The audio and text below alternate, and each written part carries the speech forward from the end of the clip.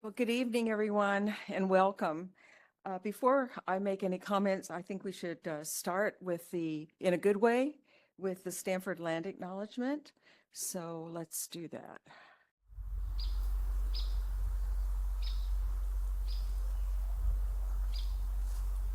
Stanford sits on the ancestral lands of the Muwekma Ohlone tribe.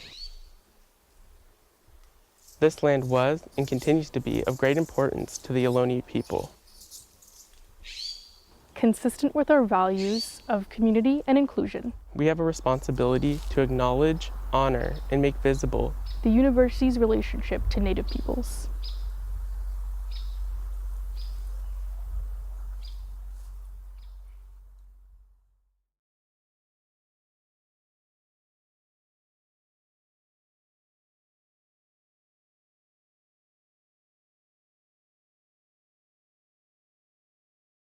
My name is Teresa LaFramboise. I'm a professor in developmental and psychological sciences in the Graduate School of Education and the director of Native American Studies program here at Stanford.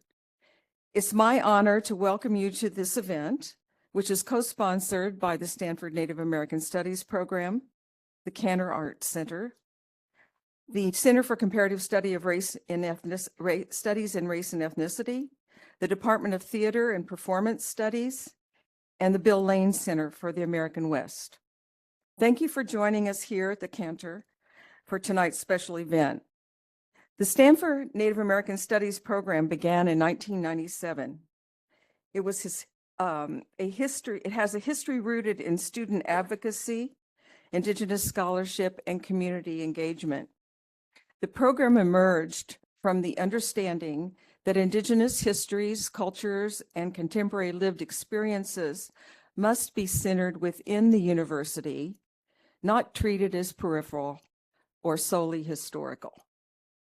Over the years, Native American Studies has grown into an interdisciplinary intellectual home that uplifts Indigenous knowledge systems, supports Native students and scholars, and fosters dialogue across communities through teaching, research, and public programming, such as tonight's event. It is within this context that we are deeply honored to welcome our featured speaker this evening, Rose B. Simpson. Rose is a multidisciplinary artist who lives and works in the Santa Clara Pueblo in New Mexico, creating wonderful works across ceramics, sculpture, performance, and custom car making. Her practice explores Indigenous identity, transformation, care, and sovereignty, and her work challenges us to think deeply about how art can serve as a site of healing, nourishment, and resistance. Rose Simpson's work is currently on view here on Stanford's campus at the Denning House and in the exhibition dwelling here at the Cantor Arts Center, which I noticed that many of you were looking at before you came in to sit down. This evening, she will share reflections on her practice and engage us in a conversation about Indigenous education, centering care, and the role of art in sustaining individual and collective well-being. Following Rose's presentation, she will be joined in conversation by Dr. Mary Deleary, Director of the Research Center for Contemporary Native Arts at the Institute for American Indian Arts, and Dr. Joanna García Cherán, the Phyllis Wattis Assistant Curator of Native American Art at the Cantor. Before we begin, I would like to extend my sincere thanks to our sponsors, collaborators, and organizers who made this event possible. We're grateful to our speakers for sharing their time, insight, and creativity, and we appreciate all of you for being here this evening and contributing your presence to this space. Thank you for joining us, and please join me in welcoming Rose B. Simpson. Hi, everybody. I see a lot of familiar faces. That makes me feel good.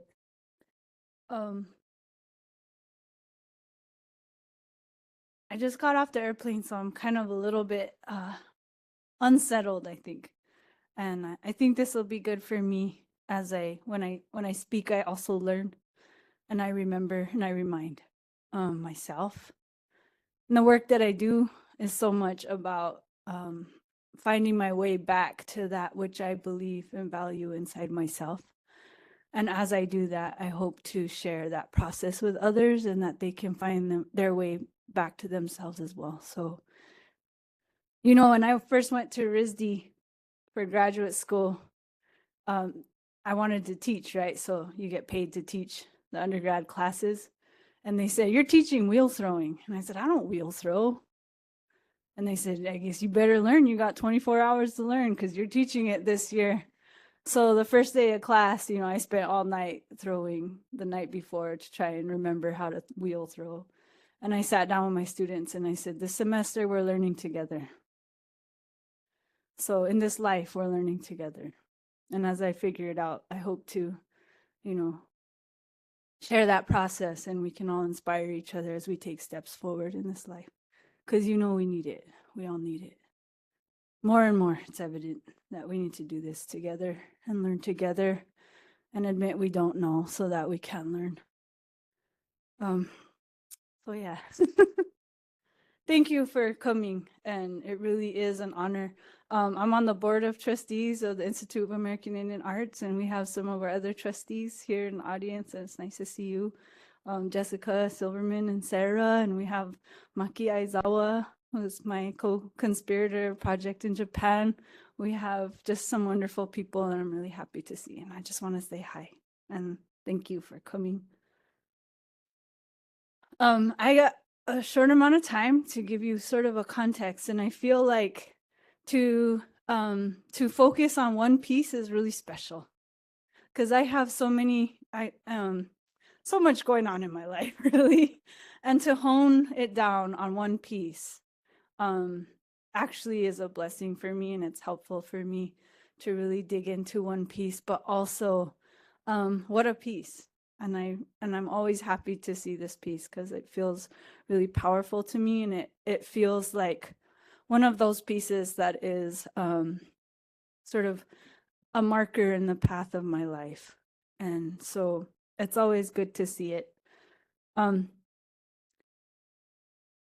What I would like to begin saying is that everything has meaning, and absolutely everything happens for a reason. And intention is paramount. And when I make my work, I feel like I'm investing intention into it. And when that happens, I am collaborating with the material, that which makes it, the clay, the metal, the twine, the leather, whatever I'm asking to work with me to create it, we're collaborating into an intentional thing that's has a voice and speaks for something. I am collaborating into an energetic, intentional, it's another way of saying prayer, I guess. And I think clay, I return to clay over and over again because when clay is in its unfired state, it is very highly saturated with water.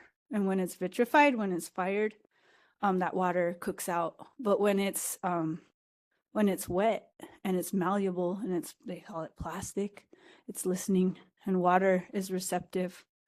And when we're building something in clay, and that intention we hold inside of ourselves actually embeds inside that material in ways that other materials don't. All things have consciousness. If you know me, I believe cars have consciousness.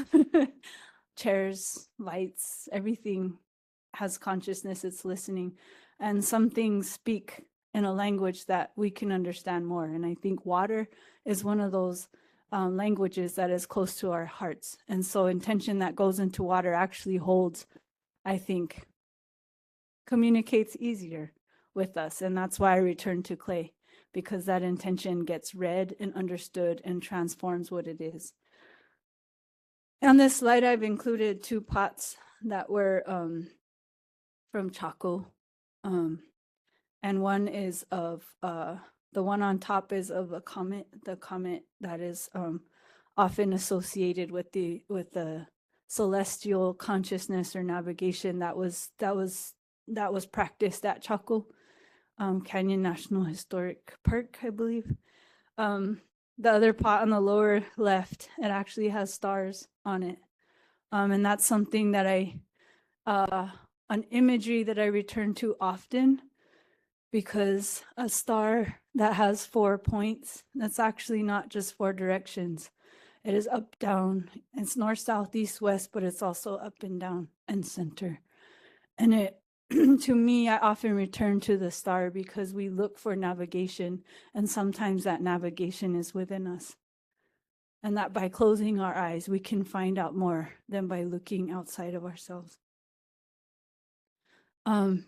If any of you have been to the Denning House on campus, there's an installation there of, I call these the baskets, and they're actually made out of paper mache, and they're painted with sumi ink. But they have the stars in them. They were originally installed on the ceiling of installation I did called Dream House. That was in at the Fabric Workshop and Museum in Philadelphia. And it really is about, when we think about, we look up at the stars, this feeling of being held, that direction is holding us. It's actually like if there was a bowl on the bottom and the basket on top, we're being held inside. We're not standing on the edge of something. We're not about to tip off the edge. That it's actually a loving thing that is guiding us. It is a gift. And if you turn it, it can hold food, it can hold presence, it can hold life itself, that hug, rather than something that is not containment, right?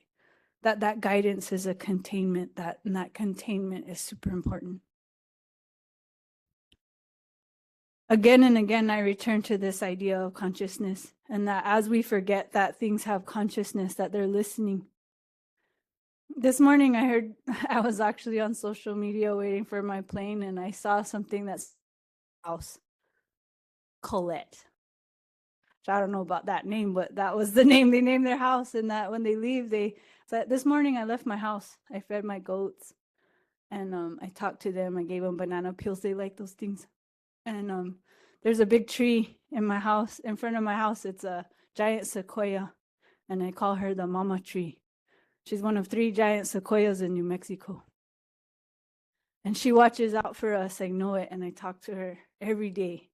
And I was thinking about naming your house. And I was thinking, I bet you your house already has a name. You just got to ask.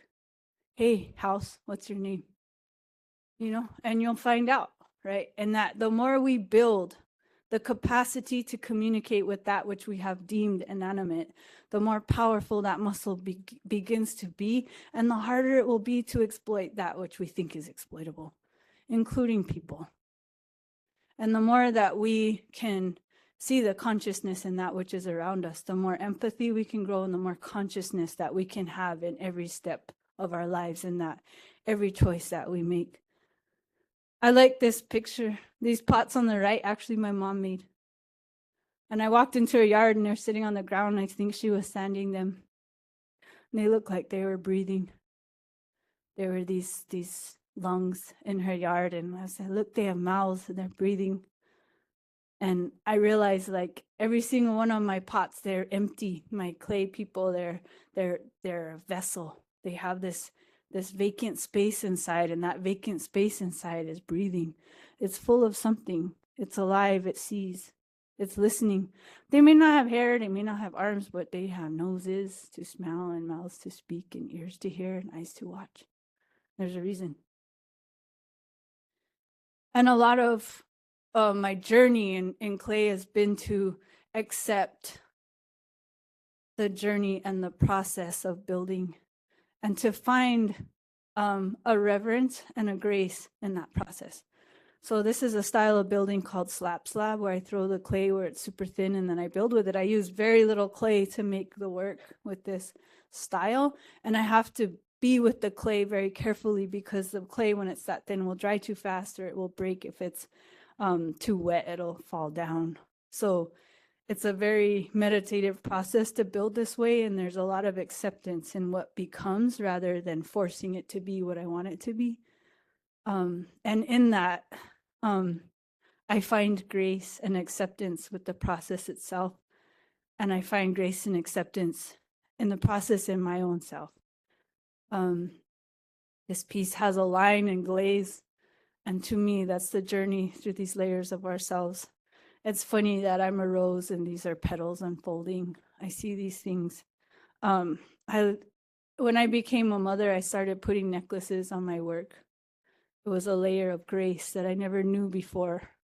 This type of warrior that was different than what I had thought a warrior was before.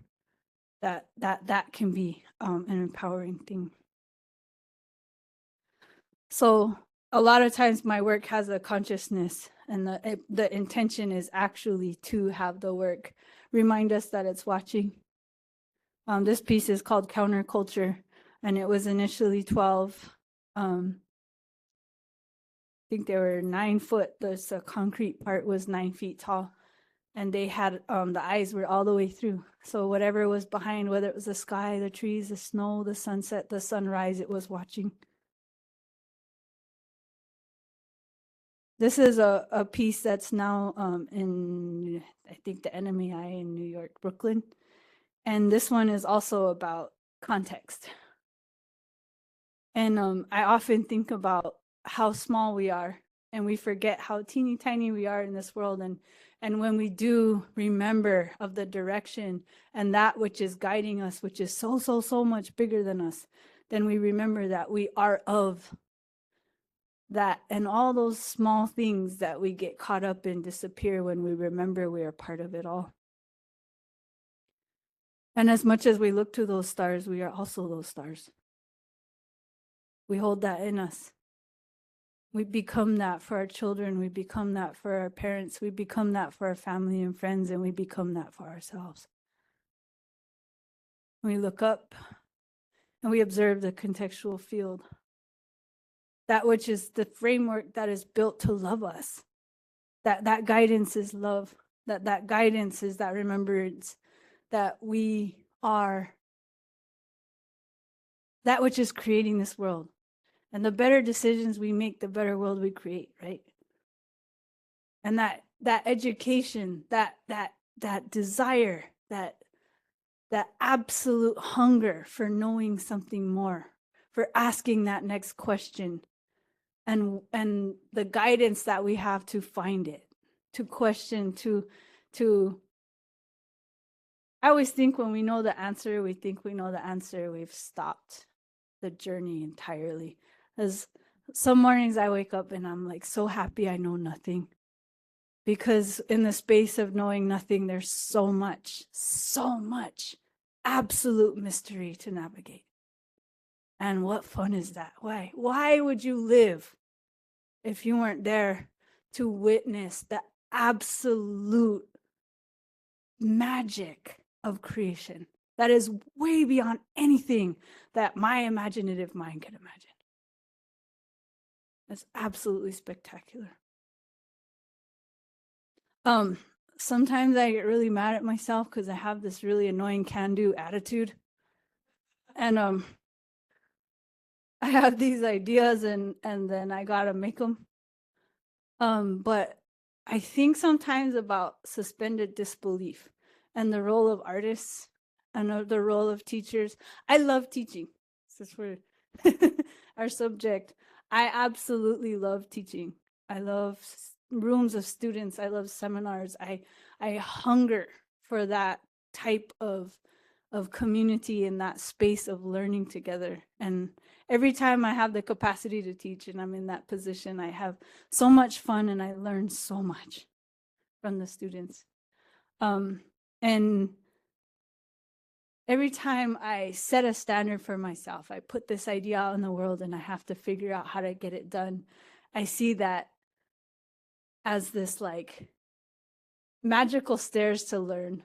And there's audacity. There's absolutely, you have to be audacious to think you can, and then pull it off and somehow feel like you're worth it, you know? Sometimes I wonder where that comes from. that audacity to think, I have this crazy idea and I'm going to put it out there and it's going to get supported and we're going to make it happen. But that's how we change the world. So we got to be that type of crazy innovator, right?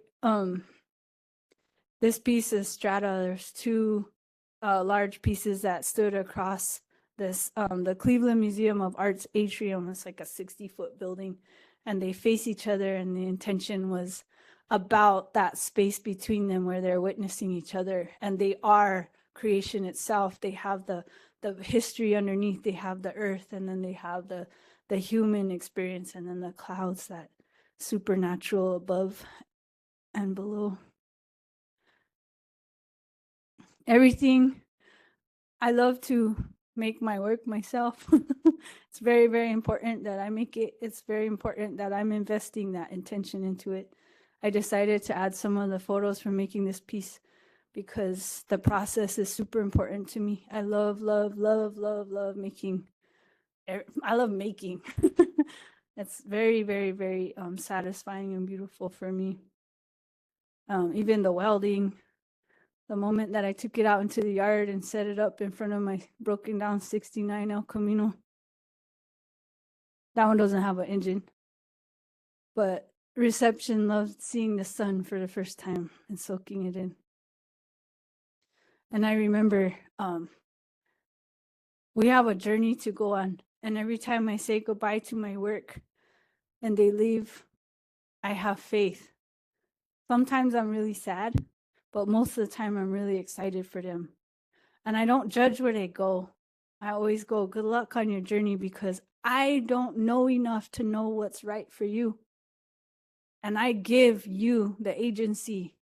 And I know that you're doing the work that you need to do in the world, and you're going to end up exactly where you need to be.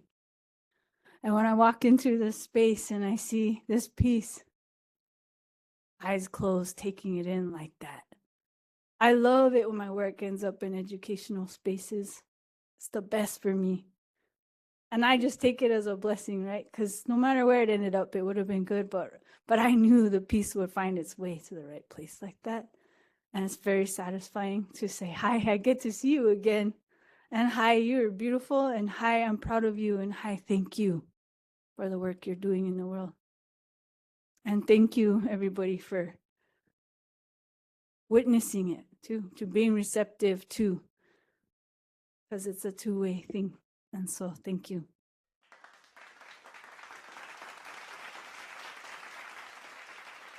And good evening, everyone. Here in Joanna García Cherán, Purépecha. My name is Joanna García Cherán. I'm Purépecha. I'm a daughter, a sister, a granddaughter, an aunt, and as of 2 weeks ago, a wife. And I come from a long line of wood carvers, weavers, and makers shaped by Lake Pátzcuaro, high altitudes, and marshlands. And I'm a maker and a learner, and here at the Cantor, I'm the Phyllis Wattis Assistant Curator of Native American Art.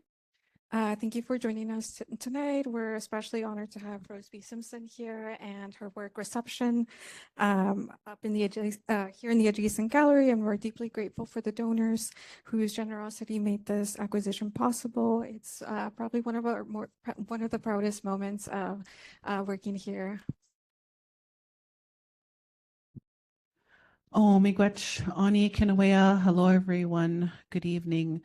Before I introduce myself, I just wanted to say that I'm going to introduce myself in Anishinaabe, which is the Ojibwe language. And one of the reasons why we do that is to not only introduce ourselves to the room, but to all those ancestors that came with us.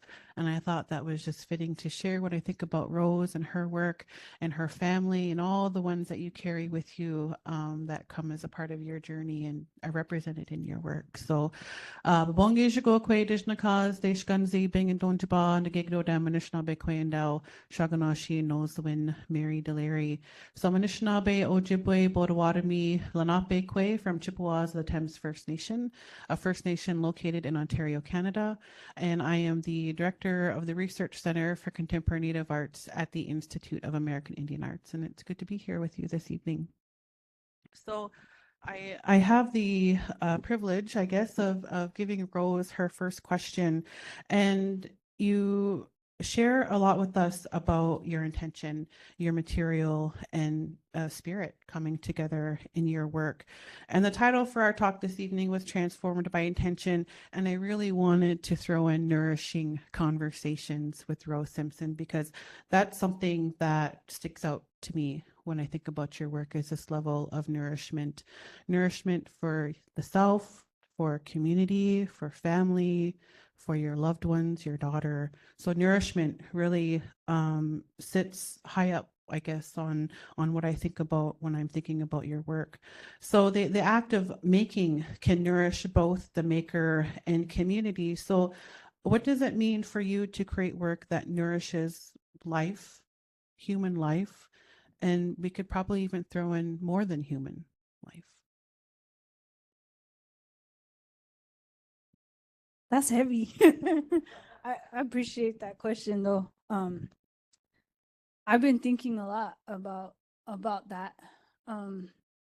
As someone who is actively a part of my community, and like this weekend there's stuff going on at home and I'm not there, right? And so I think often about how much I'm taking from what I could be given to my people to give outside of my community.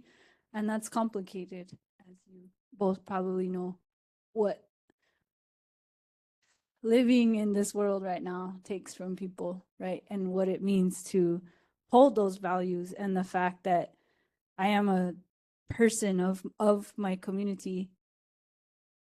And that's why I think what I think, and that's why I believe what I believe, and that's why I continue to question these things and believe these things, because of my connection to that specific thing, right?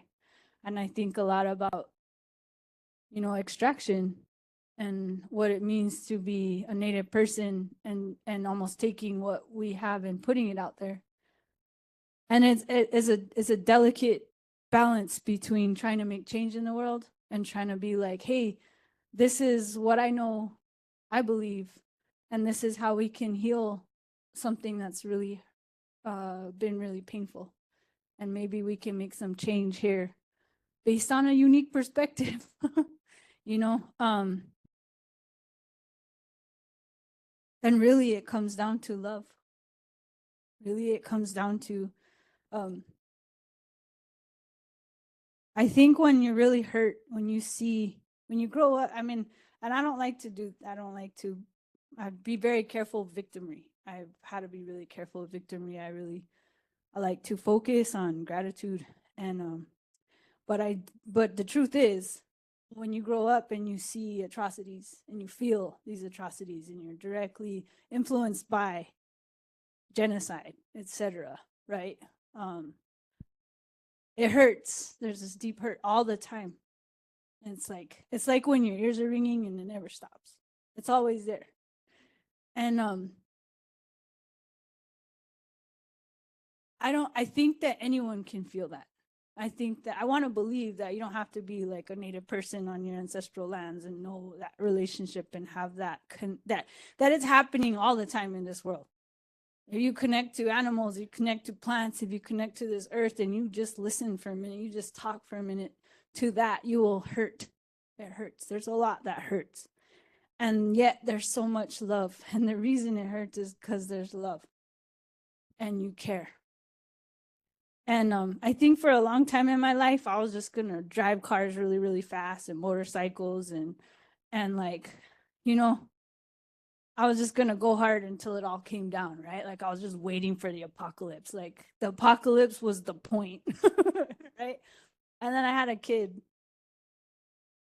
And that kind of love will break you. That kind of love, all of a sudden, you want to live. All of a sudden, you get rid of your motorcycles. You know, all of a sudden, you realize why you do what you do, right? And, you know, that relationship between parent and child is unreal. And I think that empathy starts becoming like, that pig is someone's baby, right? That tree is someone's baby. That bird is someone's baby. Like everything becomes someone's baby, and it all becomes like, and then I go, every single one of us is the earth's child. And how are we nurturing, you know, that relationship, that kind of love? And when we objectify people, places, things, when we start using and othering and start doing this thing that we're doing in capitalism in our country right now, where it's about me and nobody else, that like we have forgotten. And I think nurturing is that thing. What is nurturing? What makes you want to nurture? And then when do you, you know, full circle, when do we begin to nurture ourselves so that we can keep going, so we don't crash and burn, because there's work to do and there's love to be given, and there's care to be had. And I think that might be the value in itself, is to care, is to nurture. I don't know. Does that answer your question? Yeah, no, I love that. And thank you so much for sharing that. And this wasn't part of the question bank, but as you were talking about driving fast cars and just kind of, reading up on some of the personal history that you talk about, and I don't want to make you, talk about or rehash that history out here, but I've been deeply inspired by the level of care in all of these areas in your life, from working on cars to working with water to sending your prayers out into the world through these vessels. I think it's really amazing. But we were in a board meeting one time, and you mentioned that you were learning to fly a plane. You're getting your pilot's license. Helicopter license. How's that going? That's great.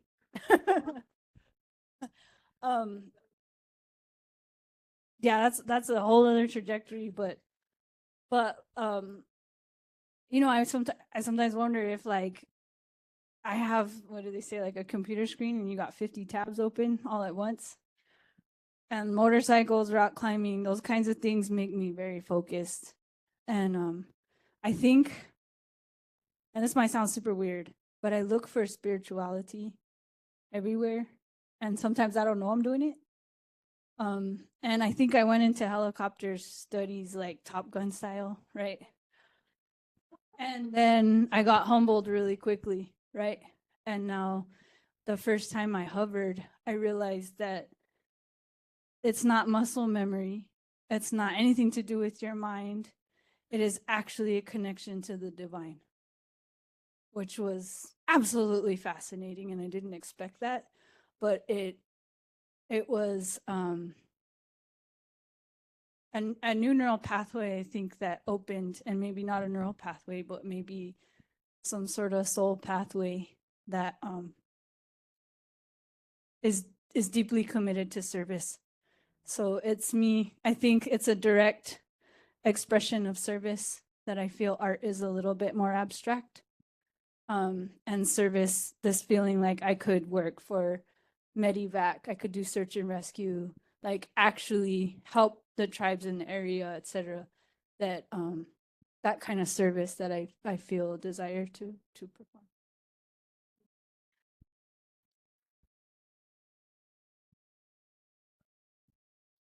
Testing? Okay. As you were speaking, during your presentation and just now, I was thinking about how you're engaging with so many questions that we all have. How to know what matters, how to listen, how to recognize guidance when it appears, how to choose a life, and how to live with responsibility towards others, not just human, but more than human relatives. And as you're talking about your career, it feels more like a responsibility, less so of you being an artist. So I'm wondering, like, when did you realize this wasn't what you did, but how you were going to live? Did this happen at IAIA, RISD?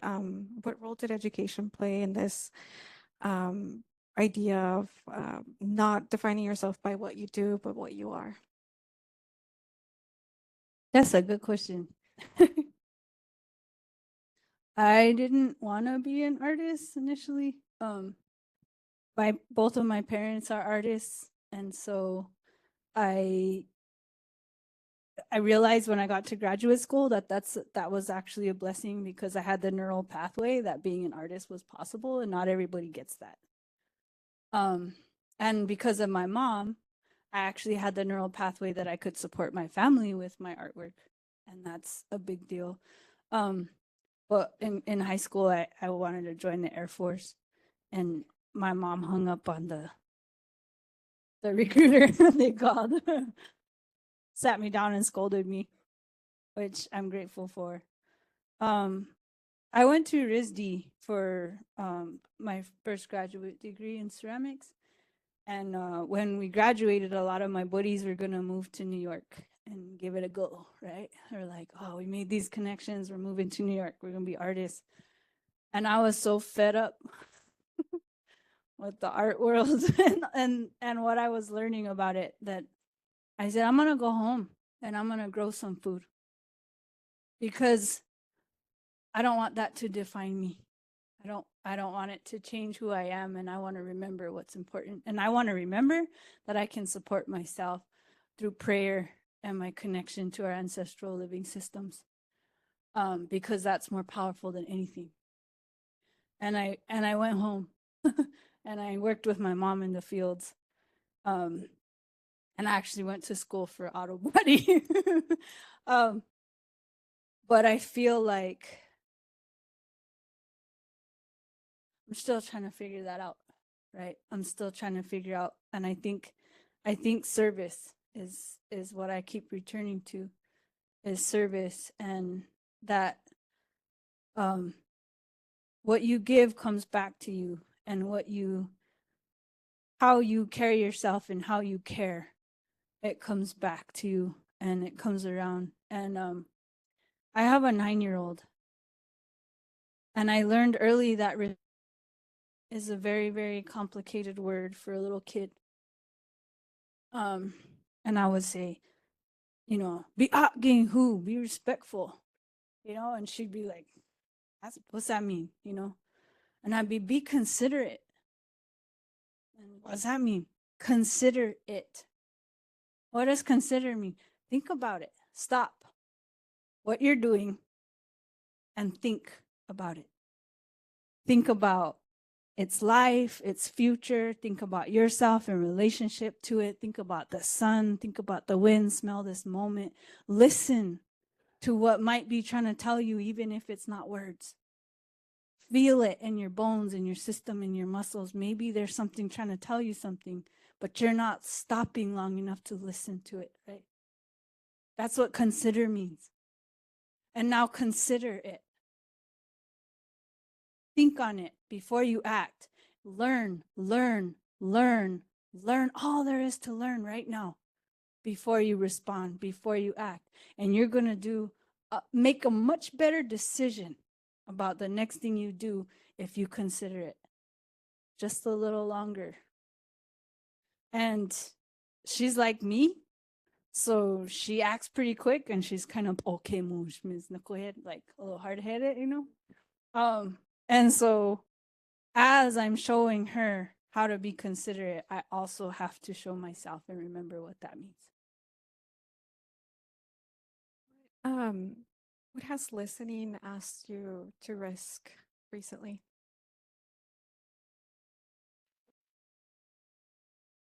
That was a great question.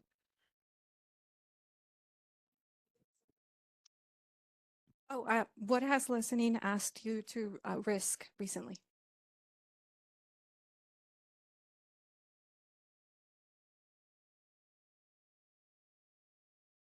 I think the act of considering it can be risky, because sometimes you may not like what you hear. And sometimes what is there to be heard is uncomfortable. And sometimes it's scary.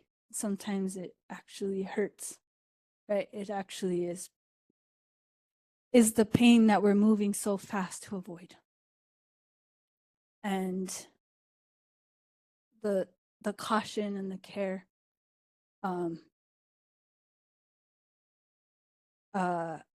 is trying to reach us, right? I believe it's, and I'm saying this because I'm one of the people that need it the most, is that the faster I go, the more I can skip over the things that actually need to be heard. And there's a reason I'm trying to skip over them. Because if I stop and feel it all, if I have to feel all the things that are asking to be felt, I'm scared I might explode. I'm scared if I start falling apart from the feelings that are asking to be heard, that I won't make it through. It's going to be too much. And if I'm learning anything, that slowing down, that I can, and it's possible. And that actually my fear of it being too much is keeping me from actually going there and finding out that it may not be. You know, and it's possible. It's possible. It's possible. To sit with it, right? And I think it's a lot easier. It's been a lot easier to blame somebody else. It's been a lot easier to point fingers elsewhere. And when we sit long enough, we see our part in it. We might see how we're contributing and how actually it's not going to change unless we change inside here. And I think those are hard things to hear and hard things to feel. Thank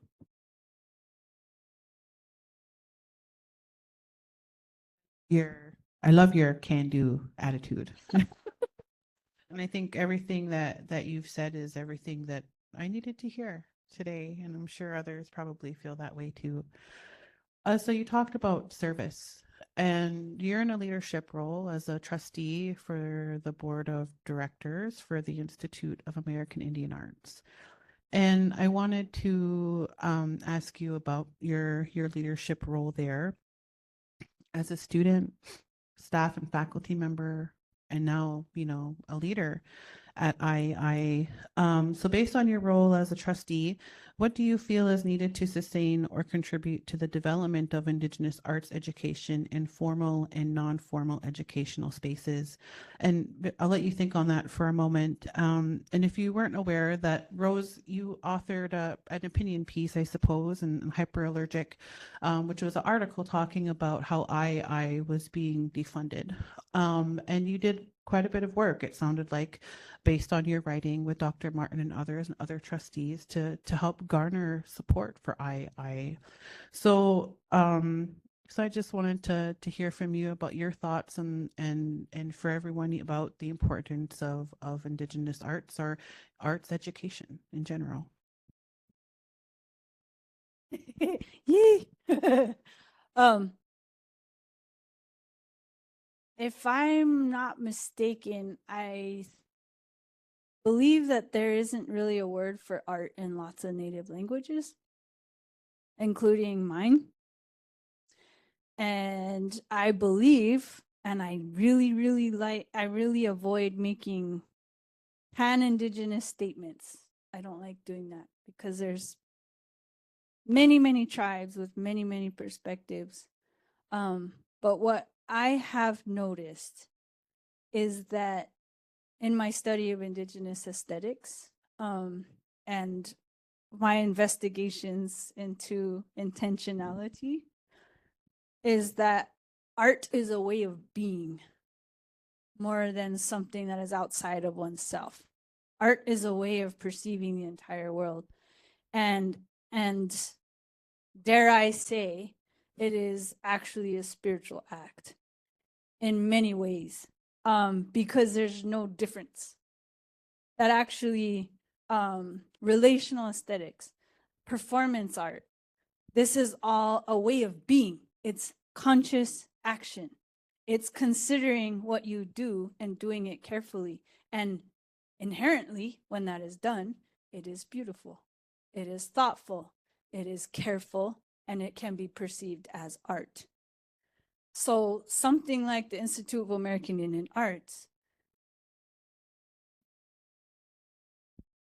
I believe, is a vital step between an inherent way of being for Indigenous people and a world that has objectified art and put it in a white space on a white cube, separate from life itself. And that communication, I think, is vital in remembering humanity, just in general, right? I don't necessarily feel, I'm not entirely sold by, education has a really hard history with Native people. And so there's some difficulty there, right? In fitting into a system that inherently wanted us gone, right? And so I feel like in a leadership position at the Institute of American Indian Arts, we can begin to start to redefine what that looks like for us. I'm on a couple other boards, and one of them is actually Tewa Women United.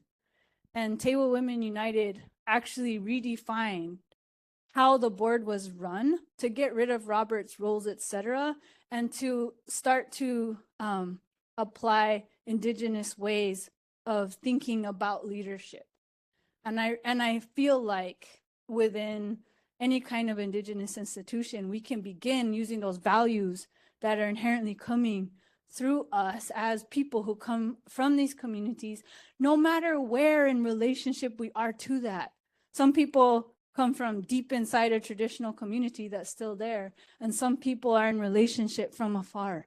I'm not judging that relationship. I'm saying that this place brings these people together with a common goal of loving that inherent trait within us, and that can influence, I believe, and start to begin to change what leadership and what education might look like more of the community involvement, et cetera, that might be important for students, et cetera. Does that answer your question a little bit? Yeah, I think so. And I think it's, I is a special place for so many of us who as an alumni as well. I went through their museum studies program. We were there at the same time. We were there at the same time.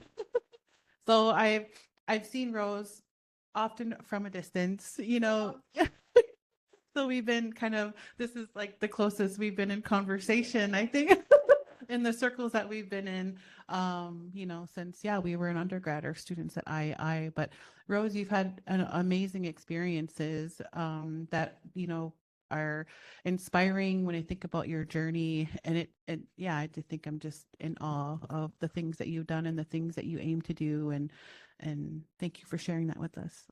Yeah, thank you. What you were saying just reminded me really quickly. In my community, you can't call yourself an artist unless you're in good moral standing with the entire community. It's a hard label to obtain. It's a whole different way of thinking. If I could ask one more question. It's a different way to think about art. But what do you hope we become more intentional about right now?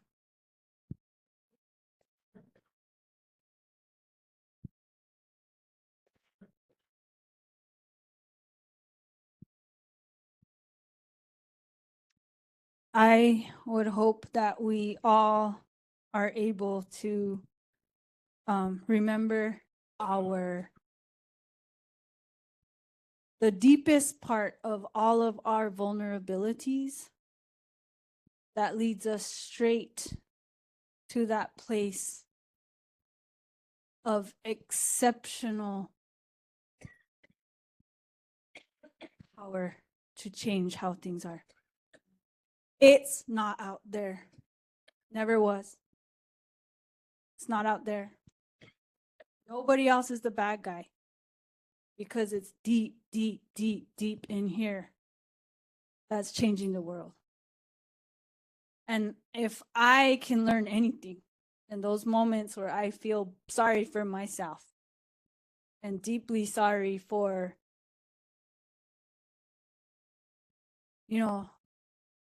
I saw roadkill, right? Roadkill always gets under my skin, I like to drive. I have a lot of cars. I like to drive fast. I've you know, had only a few interactions with roadkill. I kill a lot of bugs, maybe a butterfly or two, you know, and I feel bad, right? I feel really bad. And I always think about, or I don't always, I try to remember that I am that which is in charge of my life. Everything in my life, from the line at the airport to the traffic jam to whatever problem I'm having, is me. Whatever I'm reading on my phone is actually me. I'm letting this happen. I let that, everything that's happening happens for a reason, and there's a place deep, deep, deep, deep inside of me that I have to find to actually make real change. And recently I was wondering why I think this, and I had a conversation with someone from my home who's spiritually connected. I don't know what to say. Main person. And I was talking about politics. And they were telling me, you forget how to pray. As soon as you go out there and you put your energy out there and you start pointing fingers and blaming other people, you've forgotten to pray.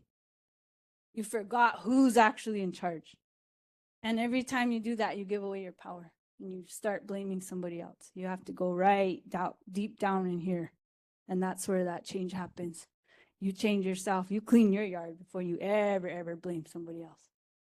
Right? You clean up your own mess. And I guess that's what I've been thinking about recently is how to clean my yard. How to look into my corners, my dark corners in my closet, and figure out how to care for those places, and remember that I'm the one spinning these stars, just like we all are. And if I can clean my yard, then I'm leading by example, you know? And I will bite my tongue, right? And I'm not going to say something if I haven't considered it fully.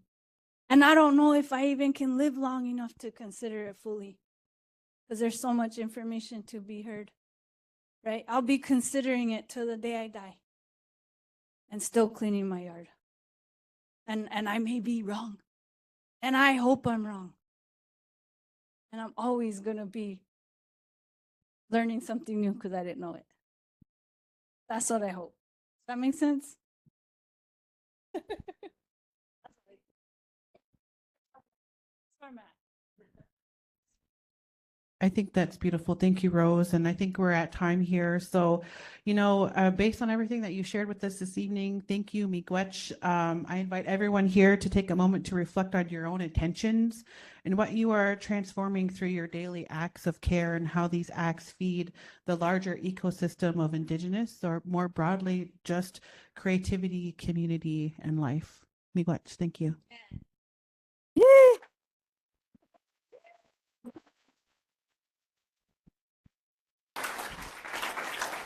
I think we have time to open up for a few questions. So if anybody in the audience, I see one right in here.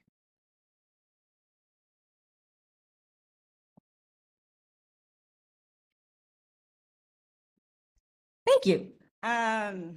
Thanks for asking most of the questions I already had in my notes. But as I was thinking about them, the question that I have for Rose is, you talk about vulnerability and empathy, but where does forgiveness for yourself fit into your process?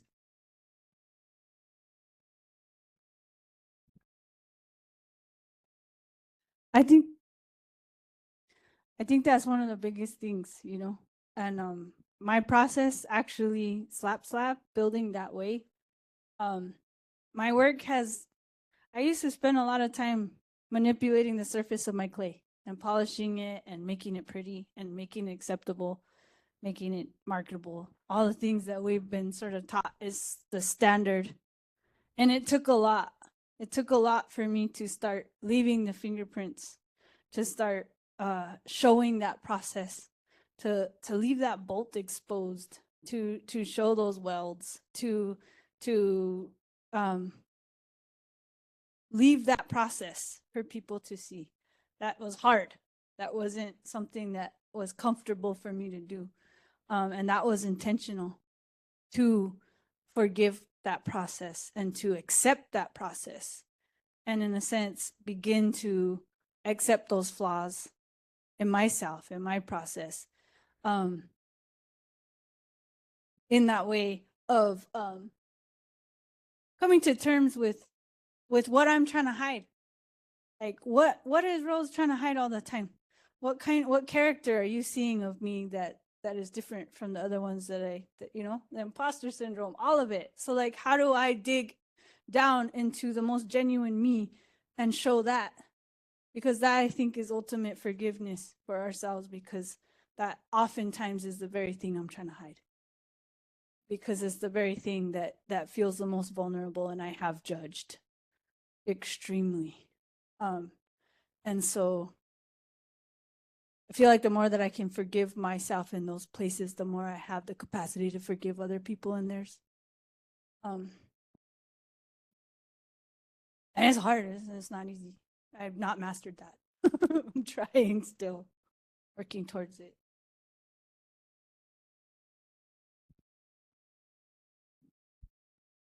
You are still very young, and you have a huge range of interests, a huge number of responsibilities, and an awe-inspiring body of work already.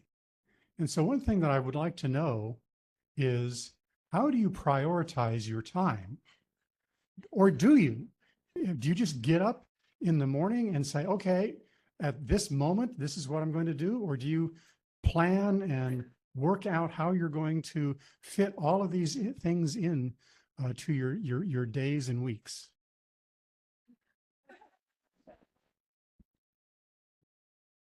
Back to that can-do attitude.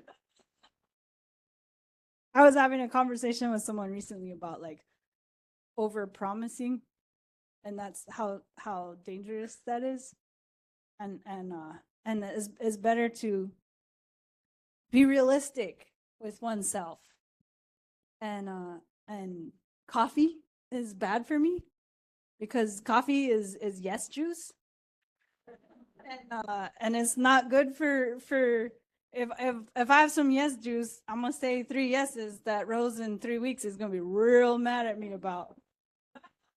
But I like to believe if I say I'm gonna be there, I'll be there. I believe in that. So I push. I'm a hard worker. I come from a tribe that values hard work, and that your self-worth is based on how much you can work hard. I'm working through that. I'm unpacking that for sure. Flying helicopters has been very it feels incredibly selfish. And that feels like a step towards self-love, strangely enough. So yeah, I actually am working on that right now. I don't know if it's super healthy for me. Yeah, but I am excited. I get excitable.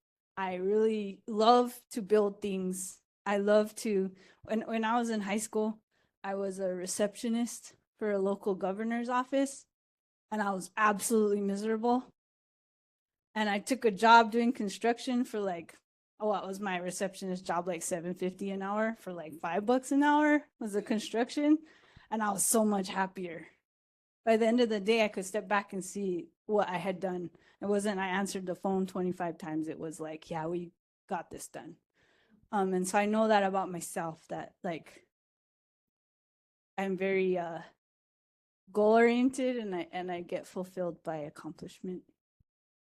And I love to make, and I love to learn from what I'm making.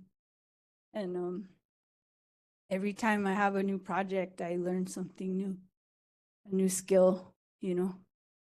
I just learned how to edit video. That's pretty wild.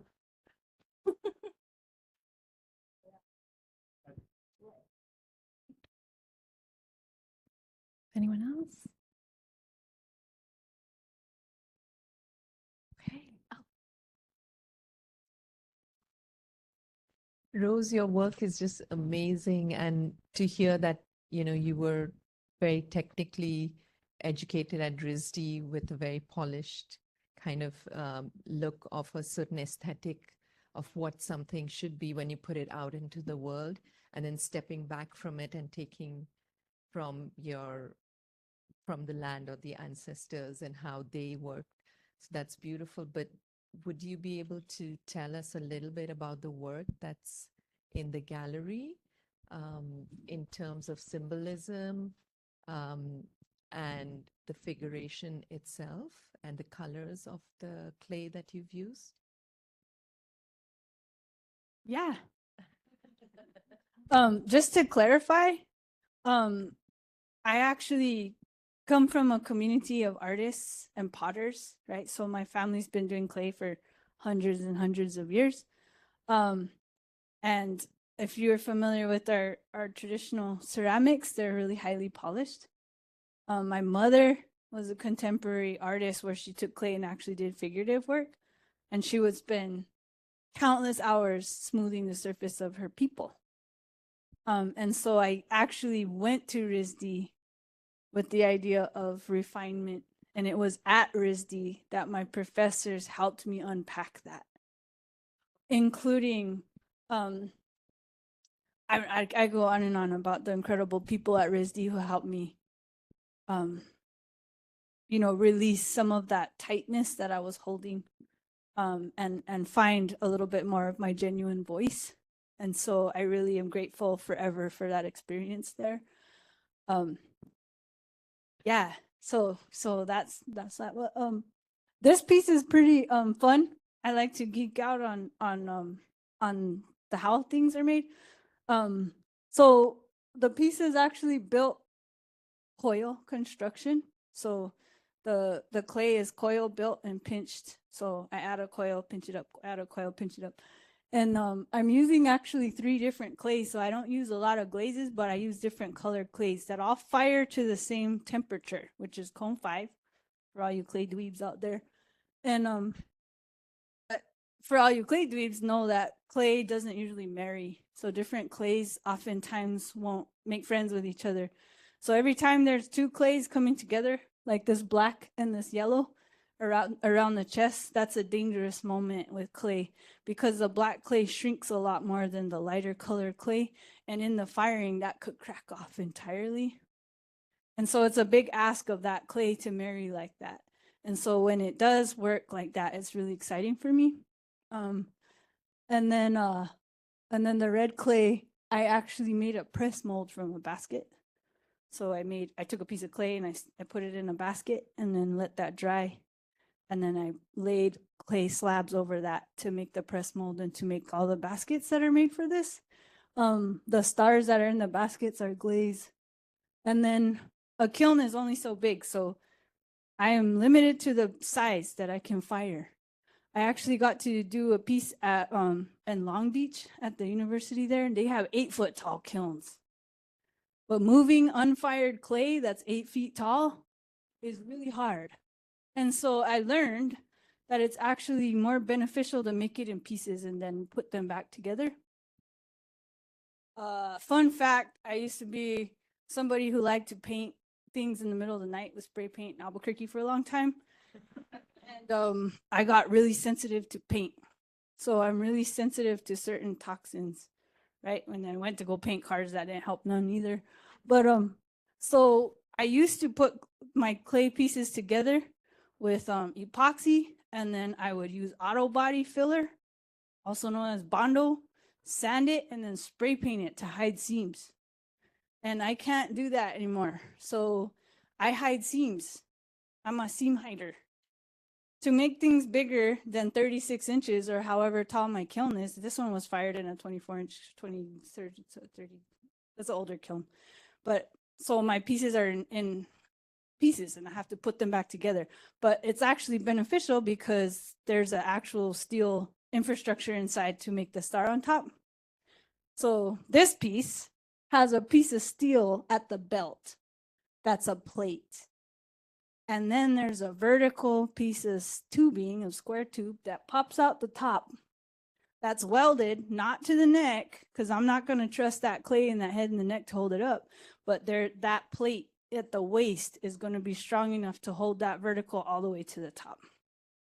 So what I did was I plasma cut a piece of steel and glued it to that first tube and set the second tube on top of that after I put that vertical in, and then set the neck on that, and then welded the horizontal piece to the top. Which is, I actually now have a winch in my studio, which makes it a lot funner to, like, once you weld the internal armature, then you can pick up the winch up high and then drop it down all the way onto it.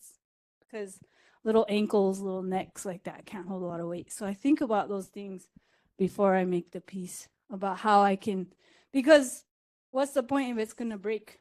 It's not going to have a long life. So I think about how I can keep them strong as long as they can be. And those are all things I consider. Baskets, kind of like like dishes. What are those called? Put on your roof, satellite dishes. Yeah.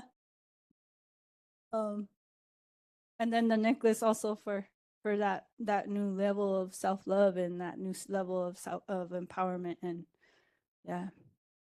Let's see. I hid the bottom seam with, I think it's either rope or twine. And then I actually use grout nowadays. Grout's great. Clay and grout love each other. Found that out. It's made for tile, and clay is tile. Go figure. So, grout is a really good way now. That's a lot easier on my body to hide seams. Okay. I think it's a good time to. Is that good? Yeah. Is it good enough?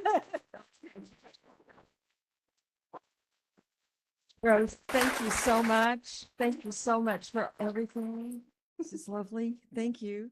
And thank you, Joanna. And Mary, thank you. Okay, and thank you all for your kind attention and being here and supporting us in this work. There's cookies and tea and time to chat, so please just help yourself.